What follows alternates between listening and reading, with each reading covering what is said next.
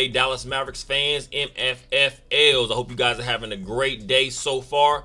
The Dallas Mavericks and the Los Angeles Clippers, the 5th seed Dallas Mavericks and the 4th seed Los Angeles Clippers, are facing off today in Game 5. It will be tonight, I believe 9 p.m. Central Time on TNT, I believe. So it's going to be a game that the Dallas Mavericks are going to have to win. This is a must-win game. Now, there's no other way to look at it under my estimation. I believe right now, according to Vegas, Dallas is opening up as a 3.5-point favorite. That means nothing because we're talking about what I believe since the beginning of this series. The Los Angeles Clippers play a little bit better, to me personally, in my opinion, than without Kawhi Leonard than with him. And that's not saying they're a better team overall, but it's a different, more flowy type offense that they're running. You're seeing James Harden pretty much running the show. I believe last game he ends up with 33 points. Kyrie Irving for the Dallas Mavericks has 40. But it was not enough. The Dallas Mavericks are going to have to come in locked and loaded and ready, and you cannot get out to these slow starts. That is what's doomed these teams. The Dallas Mavericks I'm talking about in Game 1 and Game 4. It's the slow starts, not taking advantage of the mismatches that you do have. And a guy I'm going to say now, we talk about Luka Doncic. He's an MVP type candidate, an MVP type player in this league, a special player. That did not change based off the simple fact that he's gone to a slow start in this postseason playoff series against the Clippers, which we haven't seen so far in his career because he's usually had very efficient, very solid, very amazing, I'm going to say spectacular performances against the Clippers, regardless of what the rest of the team and the supporting cast around him look like. But now when you're talking about having a Kyrie Irving, a guy that can put up 40 points, which he did last game, and pretty much spearheading that comeback, that almost comeback win against the Los Angeles Clippers, we're going to have to see Luka Doncic be dominant and aggressive from the beginning. One thing I want to see Luka Doncic do way less of is driving to the basket and passing on easy jumpers, easy floaters, easy mid-range jumpers, as I spoke about, and just easy layups. We've seen Luka Doncic when the Dallas Mavericks are really rolling. Obviously, sometimes it starts off, when you're talking about the postseason, your role players are going to sometimes play a little bit better at home, and the Dallas Mavericks blew a perfect opportunity to come out with a 3-1 lead in this series. So now you're going to have to find yourself going on the road, playing the Clippers back at their home arena, and you're going to have to see a guy like Luka Doncic come out ready to put up points in the beginning. Obviously, we know he can set up anybody, but to me, in the perfect situation, we're looking at guys like a PJ Washington, a Derrick Jones Jr., a Daniel Gafford, Derek Lively, these other guys. One thing around them, because obviously I don't have to say Kyrie Irving. We know what Kyrie Irving is. When you're looking at what the Dallas Mavericks have done so far in this series, the role players have not pretty much been able to kind of help themselves get out to the Dallas Mavericks get out to big leads, or at least just a solid standing early on in games. So I need to see a Kyrie Irving be a little bit more aggressive before the second half. And that's going to come into Luka Doncic playing into that same way. We do know, I'm not necessarily saying we need to get into ISO ball where you see Luka Doncic kind of just taking his turns and then Kyrie Irving taking his turns. I still want to see a flowing offense. But Luka Doncic has got to come out and be aggressive, and I mean from a scoring standpoint, because he's going to be able to find open men as much as possible. But he has got to set the tone. We know with Kyrie Irving, once he gets rolling, once he finds his footing, the Dallas Mavericks are going to be in a good space offensively. But I'm going to say Luka Doncic, forget the 20 assists if necessary. I want to see one of those games. We're talking about the postseason games we become accustomed to from the superstars in the NBA history we've seen in the postseason. Come out and just put their foot on the opponent's necks from the beginning of the game. Luka Doncic, this is now the perfect time for you to show that you are still that guy. Let's not everybody get it completely confused. You are still that special guy. And again, one of those guys we're going to talk about in the MVP running for years to come.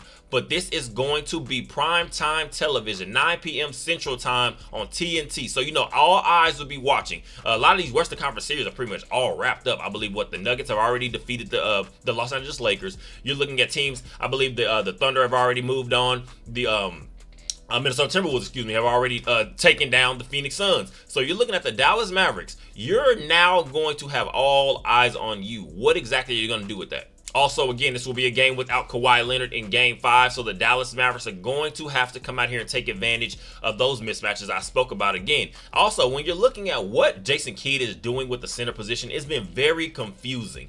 We don't want to have to use hyperbole and kind of over-exaggerate what the situation is right now, but I'm going to say it as simple and plain.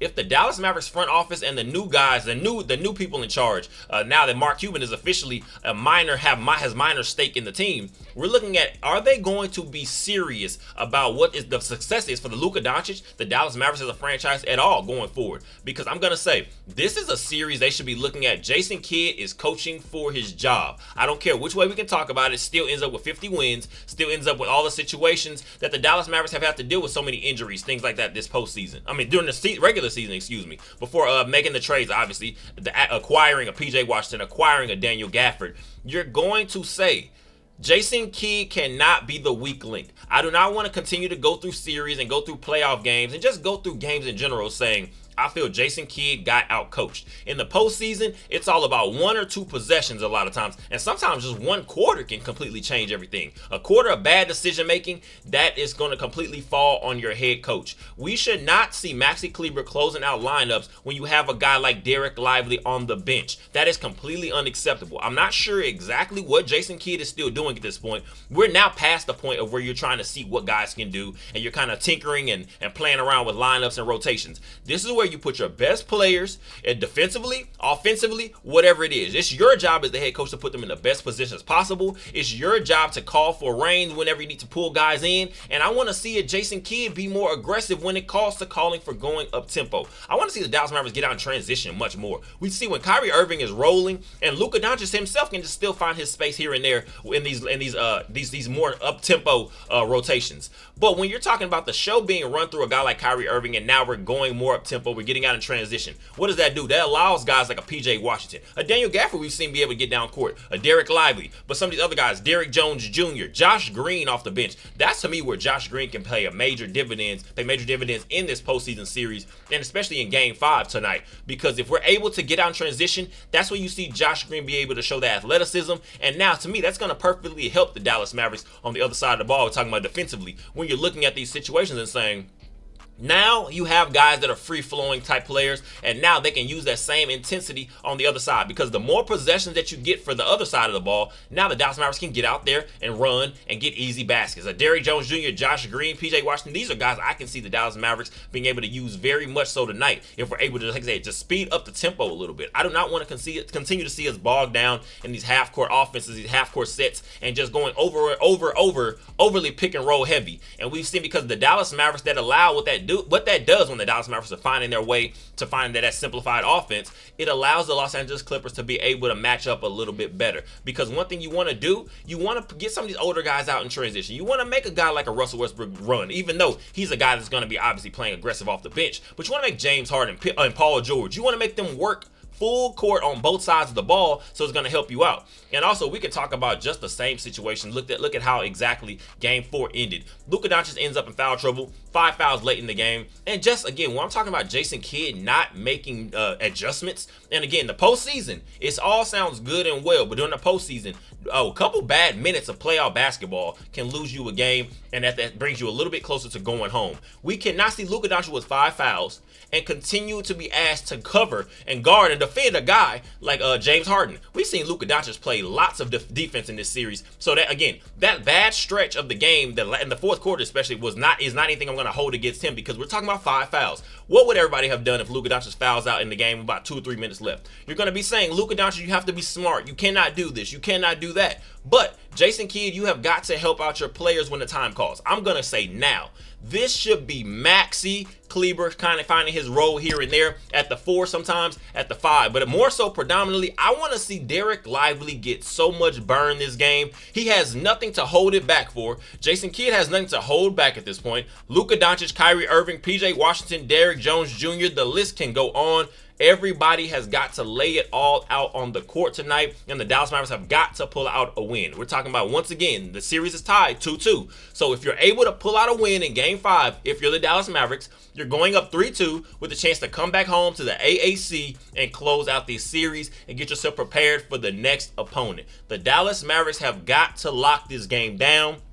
Excuse me, it's a must win. I don't want to see come back and try to win next game and then Game 7. No. Finish it out today and then come back home to be able to hopefully have the opportunity to close the Los Angeles Clippers out in 6 games. So the Dallas Mavericks, will see how exactly this game goes. Like, again, there will be no Kawhi Leonard tonight, so the Dallas Mavericks are going to have to find their way in that mix of, you're hearing Jason Kidd say, again, which is very disheartening to say, he feels like they kind of let their foot off the gas when they realize there's no Kawhi Leonard. I'm not understanding how a team in the postseason is letting their foot off the gas at any point. You have the road to 16 wins. 16 wins before you end up with equal losses will have you with as holding the Larry O'Brien Trophy and NBA champions. There's no excuse for not having your team fully ready. There's no excuse for your superstars not coming in here and giving everything that they have, and there's no excuse for not you using everything that you do have in your arsenal. So I want to see the Dallas Mavericks, from the coaching staff to the rest of the team, just the roster in general. It doesn't matter if you're with Luka Doncic or you're talking about a guy like Dwight Powell.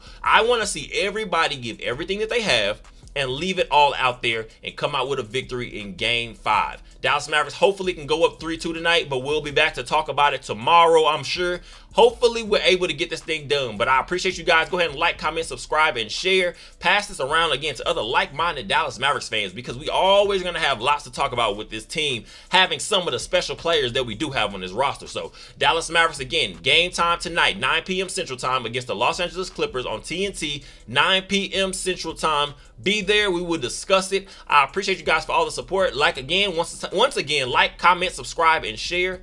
Go Mavs. And as always, enjoy the rest of your day.